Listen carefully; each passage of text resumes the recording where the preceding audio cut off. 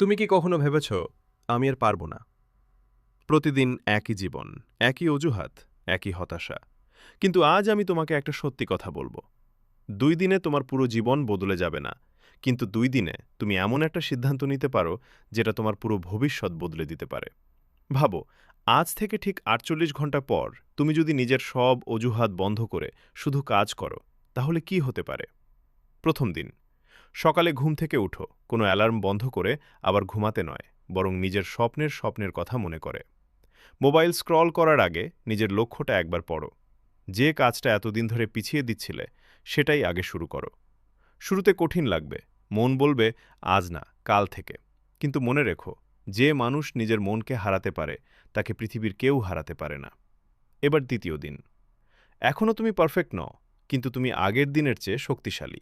কারণ তুমি প্রমাণ করে ফেলেছ যে তুমি চাইলে নিজের কথার মূল্য রাখতে পারো।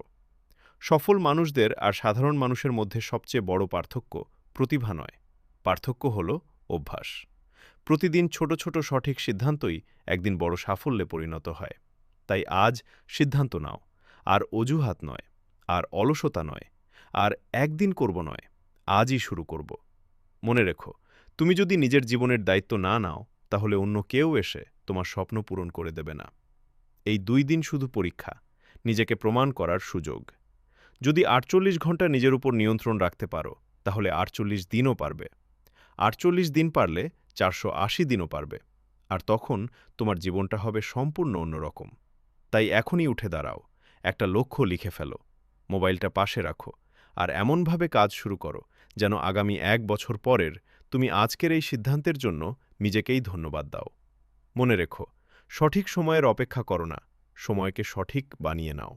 যদি এই ভিডিওটি তোমাকে একটুও অনুপ্রাণিত করে থাকে, তাহলে ভিডিওটি লাইক করো, চ্যানেলটি সাবস্ক্রাইব করো, আর কমেন্টে লিখো আজ থেকেই শুরু।